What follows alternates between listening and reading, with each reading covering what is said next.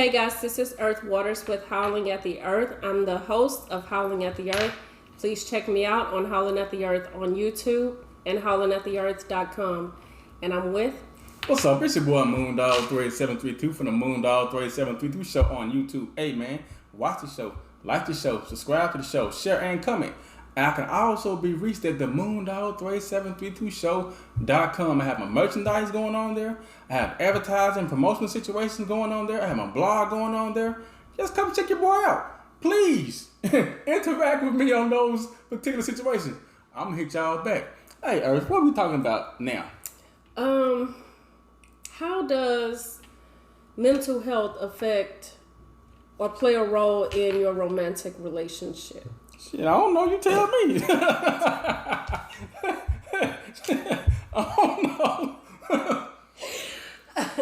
I mean, when you talk about mental health, though, the word, the umbrella for mental health is like so large. Like, I was even listening to a guy, and he was talking about what is the difference between a woman's intuition and a woman's insecurity. Same with a guy. What's the difference between intuition and insecurity? Because a lot of times I got that feeling. Yeah, but if you're insecure, you're going to always have that feeling. Well, something in my mind told me, yeah, that mental health situation told you that person doing this. That person could be on a job interview. But if your mental state isn't solidified with who you are and your place in relationship, of course, those thoughts are going to always be going through your head. It could be from past situations that haven't been let go yet. But all those things, it could be your childhood situation. All those things are going to play into your mental aspects as far as relationship. Were your mom and dad married? Have you actually seen a functional relationship? Not listen to what I'm saying. Functional doesn't always mean the relationship was a happy situation with the parents or a happy situation with you and your ex-significant other or your current significant other. When I'm thinking about a functional situation, can you have problems and resolve those problems without having any bitterness or resentment toward the other person while still staying in that relationship and still being bitter and not letting go and expecting the relationship to work? Well, going back to mental health being so broad, I guess I'm looking at it where we're talking about certain diagnoses such as anxiety, bipolar, just a range of them. But my focus would be a person with anxiety is still under the umbrella of mental illness or mental health issues, because with anxiety, we know they have like a constant worrying type of thing, and they often question themselves about every little thing, which I feel like in a relationship that could actually cause issues because it puts more pressure on the spouse or the partner to find themselves reassuring that person quite often. And I just, I reassured you yesterday on the same situation. Or just a couple minutes ago. Or a couple of minutes ago. And that can turn into stress within that relationship. So that could be an issue. So that's how I see it affecting relationships in that sense. Okay. Well, do you think that a person that doesn't have anxiety, should they date a person that have anxiety because they're not going to really understand it? Or do you think that two people with anxiety should just date each other? I would think that'll be a hot mess. Which one? Dating a person with anxiety versus dating a person with anxiety as well. Two people with anxiety versus a person without it. Yeah, okay. Like the constant worrying on each other. Two people with anxiety. Right. Okay. That may not be good. Okay. Now we know it's some out there that's doing it and still functional. But just from my perspective, I don't see how that would be a healthy relationship. Okay, what about this then?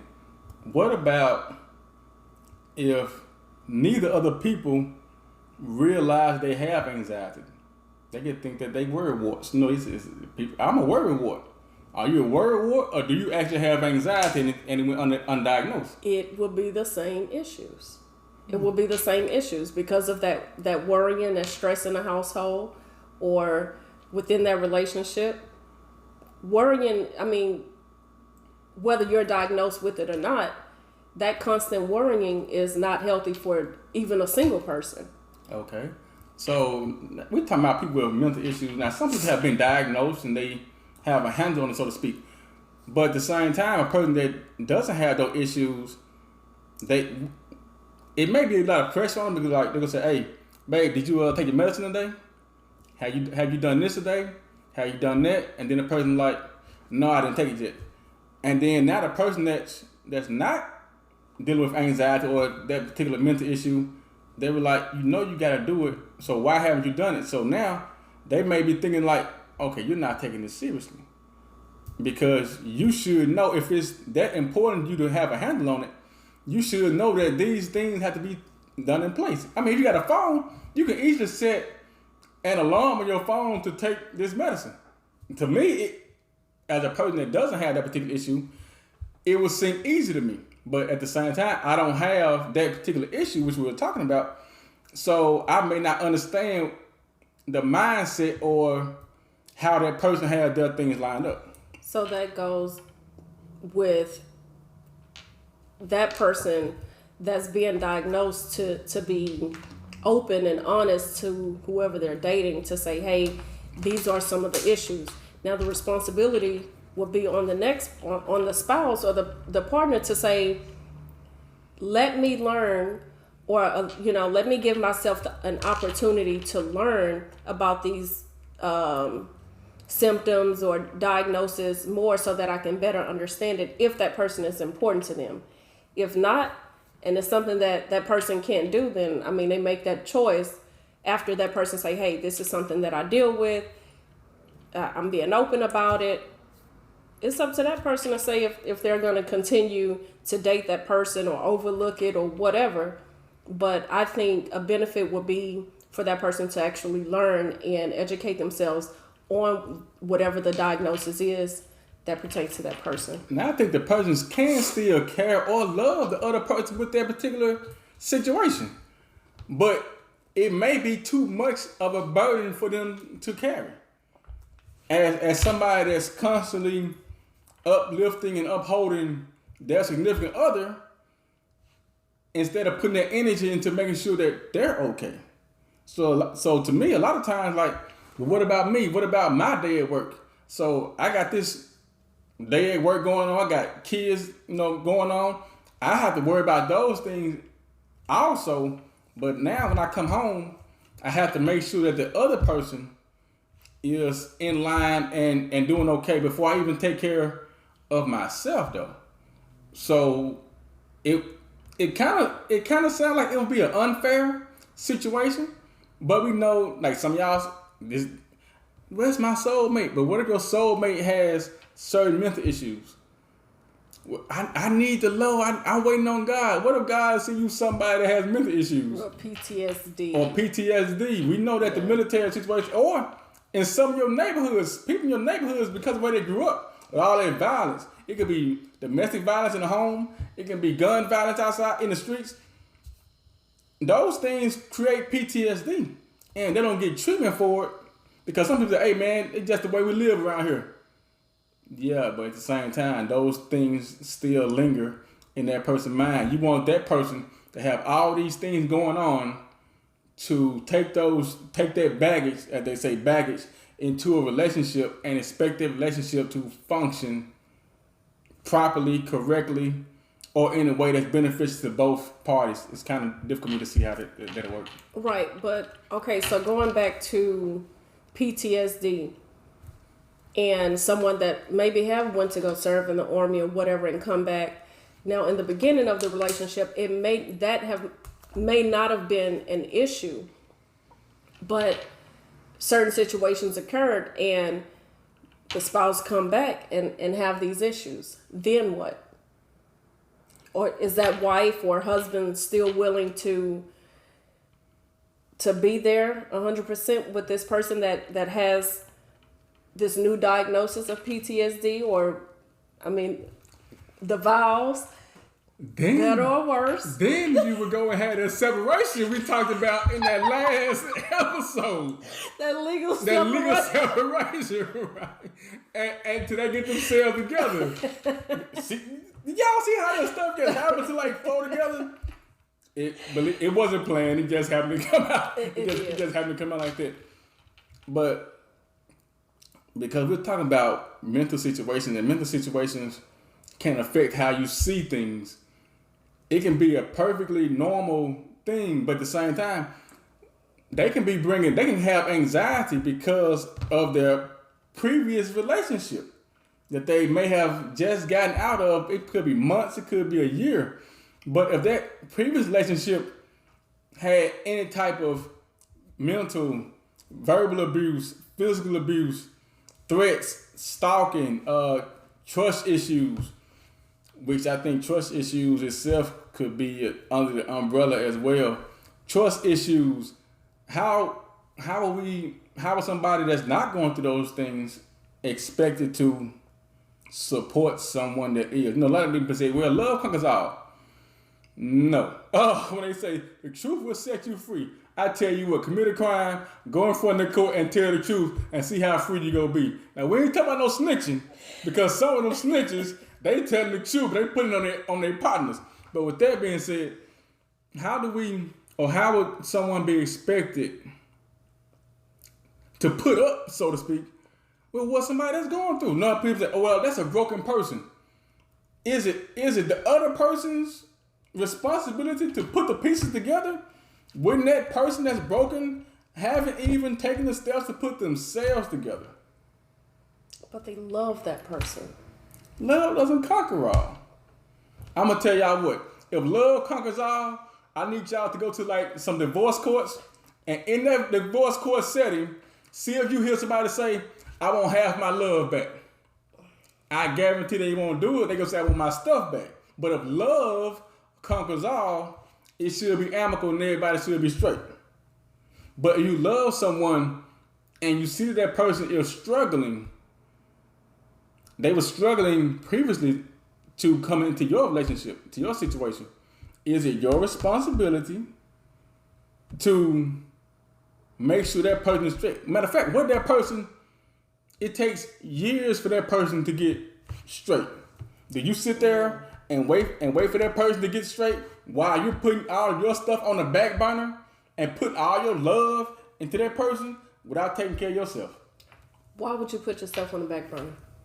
Because you love that other person so much, and love conquers all, and you want to love that person, and you want them, so the energy that you're putting into them, that could be the energy you're putting into yourself. So how much energy should that person put into the other person that's broken? So you're saying the person that is broken is not capable of... Nope. I said, what if they haven't taken the steps yet to make sure they are putting their lives and things back in place and back in order to be functional enough to have a relationship that works, so to speak. Now, I've heard people that say, well, maybe the person that they're about to meet, maybe that person motivates them and points them to the right way to get that help. Because I still believe that we don't meet anybody that comes into our life by coincidence. Right. A lot of times people are there to help us learn some lessons that we didn't see. I know a lot of times I say things and do things I don't realize because bam, bam, bam, bam, bam, I'm quick with it. And then somebody call me out on it. And I'd be like, yeah, I did hit that. I got to check myself. I'm gonna work on it. So, to me, it's possible to meet someone with mental issues, but at the same time, I think it's a time frame of how much you can take if that person isn't getting to a certain agreed upon goal, and how much are you going to take, how much is going to be dumped upon you from that person that have these mental issues, and do you deserve to not just find someone else that doesn't have these problems and maybe have a better life?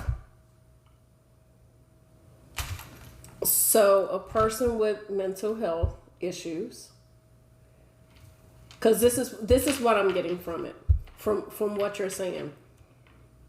A person with mental health issues is not able to be in a healthy relationship. I did not say that. That's what I heard. Because she doesn't listen. Now, what I said. You said to find someone that doesn't have these issues and have a better life. So if you date someone with these issues, your life not better? Or, I mean, what? Hold on. Let me rewind what I said. No, I heard. Y'all heard. So, before my co-host. He is hating those with mental health issues. I didn't say that. What I said was, if that person isn't working towards certain goals, as in like going to therapy, getting treatment, treatment. Yeah. At the same time, we all know that all mental issues aren't the same. We're talking about manic depression, bipolar, which is, I think, was the same thing. Those things are totally different than somebody that's sitting around worrying and somebody has anxiety. We're talking about flipping out over the smallest thing. We're talking about emotional disturbances. Those things are totally different than somebody just being a worry ward. That's what I'm saying. So what if a person has dual diagnosis and have the anxiety, the depression, the bipolar, 1 and 2? What? Okay. Psychotic features. What? Does that person? They don't deserve love? Hold on. Moondog, do they not deserve love? Like, now, come on, I'm asking. I'm going to tell you, you be quiet. Now, with that being said, they deserve love. But it may not be the right time for them to get love at that time until they work on some of those issues that they need to work on. Did that answer your question? It did. Now, thank you. You fixed it, guys. I didn't fix it. What I did, I answered the question because what I was saying was being misrepresented to our viewers. I'm not saying that, but yeah, that's what I'm saying. And going back, guys, he's not hating on anyone with mental health issues. The whole hate movement is bringing awareness to the mental health issues and mental health, just period. So don't take that the wrong way. We're just clowning. No, we're really discussing real topics, guys, that really affect people in their relationships, family, work, wherever, guys. So. Hold on. With that being said, y'all see changed shirts and Nicki Minaj to change shirts. I kept mine on because that's what I do. I persevere through it all. I'm not here advertising the Moondog Show. We out here dealing with the hate movement. The hate movement, guys. Hey, with that being said, man, we out. We'll see y'all next time.